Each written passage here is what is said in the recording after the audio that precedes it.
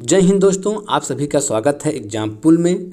दोस्तों, आज का जो हमारा टॉपिक है हिंदी के मोस्ट इम्पॉर्टेंट क्वेश्चन जो टेट में कई बार पूछे गए हैं। इस वीडियो से टेट में जो हिंदी के पोर्शन हैं, जो हिंदी का सिलेबस है, उसमें से एक दो क्वेश्चन जरूर आएगा।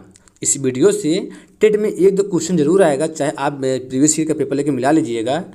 तो दोस्तों, आप वीडियो पूरा देखिएगा और चैनल सब्सक्राइब कर दीजिए, लाइक कर दीजिए, बेल आइकन को प्रेस कर दीजिए, क्योंकि हम आप इसी तरह क्वेश्चन लाते रहेंगे। तो ठीक है दोस्तों, चलते टॉपिक तरफ हम। तो सबसे पहले देखते हैं स्वर। तो देखिए, जिन वर्णों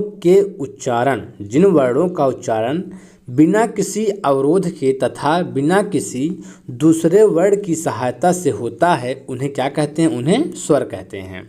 आगे देखिए, जिन स्वरों के उच्चारण में कम समय लगता है, उन्हें क्या कहते हैं? उन्हें ह्रस्व स्वर कहते हैं।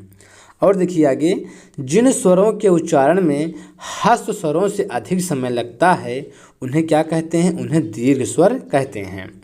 और देखिए, जो फैक्ट है इससे संबंधित जो क्वेश्चन पूछे गए हैं एग्जाम में, हिंदी में शुद्ध स्वरों की संख्या है। तो हिंदी में शुद्ध स्वरों की संख्या कितनी है? 10 है। तो हिंदी में शुद्ध स्वरों की संख्या कितनी है? 10 है। और हिंदी में स्वरों की संख्या कितनी है? 11 है। तो हिंदी में स्वरों की संख्या कितनी है? 11 है।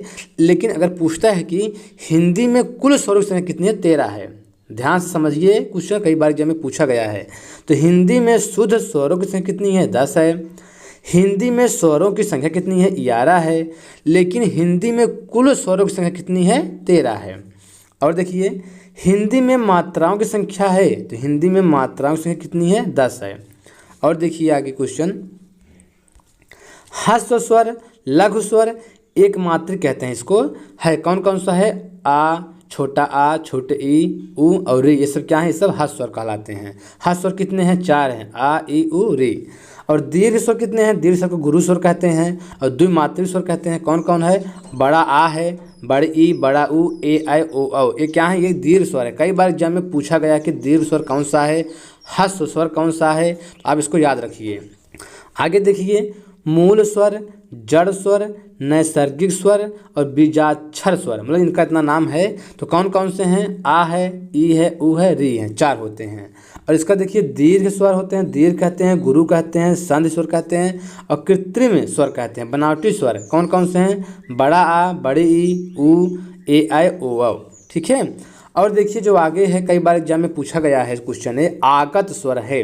तो आगत स्वर कौन सा होता है? ए, आ क्या होता है? आगत स्वर। आप देखिए से लगा है, तो इसको क्या कहते हैं? आगत स्वर कहते हैं। ठीक है, ये कई बार एग्जाम में पूछा गया है। अग्र स्वर है, कौन सा अग्र स्वर है? तो ई है, बड़ी ई है, ए, आई और री, ये सब क्या है? ये सब अग्र स्वर हैं। और मध्य स्वर कौन सा है? मध्य स्वर आपका आ है। और पश्च स्वर कौन सा है? पश्च स्वर। तो पश्च स्वर कौन सा है? बड़ा आ है, उ है, बड़ा उ है, ओ, औ और आपका आगत स्वर, ये सब क्या है? पश्च स्वर हैं। और देखिए, संवृत स्वर कौन है? तो ई आपका है, बड़ी ई, उ और री, ये सब क्या है? ये सब क्या है? संवृत स्वर हैं। और अर्ध संवृत स्वर कौन से हैं? अर्ध संवृत स्वर कौन से हैं? ए और ओ, ये क्या है? अर्ध संवृत स्वर हैं। ये सब टेट में कई बार पूछे गए हैं। और देखिए, जो अगला क्वेश्चन है, विवृत है। तो विवृत कौन है? बड़ा आ, बड़ा क्या है? विवृत है। और अर्ध विवृत कौन कौन है? ए आपका आ है, आय है, औ है और आपका आगत स्वर है, क्या है? अर्ध विवृत हैं। और देखिए, कुल व्यंजनों की संख्या। तो कुल व्यंजनों की संख्या कितनी है? 39 यहाँ पे दिया है। तो कुल व्यंजनों की संख्या कितनी है? 39 है। लेकिन मूल व्यंजनों की संख्या कितनी है? 33 है। का से लेके हा तक होते हैं, का से लेके हा तक। तो मूल व्यंजनों की संख्या कितनी है? 33 है। और कुल व्यंजनों की संख्या कितनी है? 39 है। और आसपास व्यंजनों की संख्या कितनी है? 25 है। आसपास व्यंजन कितने होते हैं? 25 होते हैं। और उच्छिप्त व्यंजनों की संख्या कितनी है? 2 है। जो डा ढा होते हैं, डा और ढा क्या होते हैं? उच्छिप्त व्यंजन होते हैं। तो उच्छिप्त व्यंजनों की संख्या कितनी है? 2 है। और अंतस्थ है व्यंजनों की संख्या कितनी है? 4 है। यारा लावा, ये क्या है? अंतस्थ व्यंजन है। कई बार एग्जाम में पूछा गया है, आप इसको पूरा ध्यान से पढ़िएगा और एग्जाम में इसमें से क्वेश्चन जरूर आएगा। तो संयुक्त व्यंजनों की संख्या कितनी है? 4 है। छत, तरंग, ज्ञान, सरा। तो छत, तरंग, ज्ञान, सरा क्या है? संयुक्त व्यंजन है। और उस व्यंजन की संख्या कितनी है? 4 है। और देखिए, संयुक्त व्यंजन, तो संयुक्त व्यंजन कौन कौन सा होता है? छा, आपका छा किससे बनता है? का, आधा का से पूरा जो है सा से जो है ये छा आपका बनता है। तरा देखिए, तरा आपका आधा ता और जो है रा से क्या बनता है? तरा बनता है।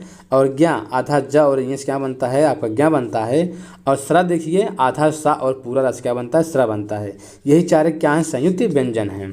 और देखिए जो ध्वनियाँ हैं, का वर्ग, का वर्ग ध्वनि कौन कौन सी है? का, खा, गा, घा, अंगा, ये सब का वर्ग की ध्वनियाँ हैं। किसमें? 5 हैं। तो का वर्ग में कितने ध्वनियाँ हैं? 5 हैं। तो का वर्ग में जो ध्वनियाँ होती हैं का, खा, गा, घा, अंगा। और चा वर्ग की ध्वनियाँ देखिए, चा, छा, जा, झा, इया, ये क्या है? चा वर्ग की ध्वनियाँ हैं। और देखिए टा वर्ग, टा वर्ग ध्वनियाँ कौन कौन सी हैं? टा, ठा, डा, ढा, आड़ा, ये क्या है? टा वर्ग की ध्वनियाँ हैं।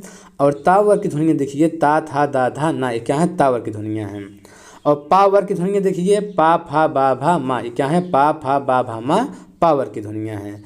और अंतःस्थ व्यंजन कौन है? या, रा, लावा, ये 4 होते हैं। कई बार जब में पूछा गया कि अंतःस्थ व्यंजन है कौन है? या, रा, लावा, ये क्या है? अंतःस्थ व्यंजन है। ऊष्म व्यंजन कौन सा है? ऊष्म व्यंजन कौन सा है? शा, खा, शाह, 4 होते हैं। ऊष्म व्यंजन कितने होते हैं? जा, शा, खा, शाह, ये क्या है? ऊष्म व्यंजन है। और उच्छित व्यंजन, तो उच्छित व्यंजन कौन है? डा, ढा, ये यकार, डा, ढा, ये क्या है? उच्छित व्यंजन है।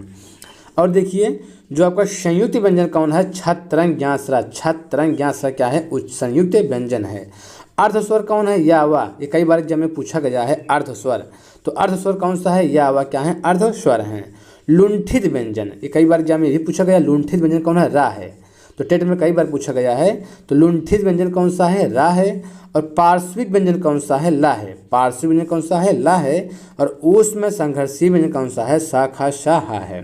तो ठीक है दोस्तों, आज के इतना ही। यदि आप हमारे चैनल पहली बार आए हैं तो आप हमारे चैनल सब्सक्राइब कर दीजिए, लाइक कर दीजिए, बेल आइकन को प्रेस कर दीजिए, क्योंकि हम आपके इस तरह क्वेश्चन लाते रहेंगे। तो ठीक है दोस्तों, आज इतना ही।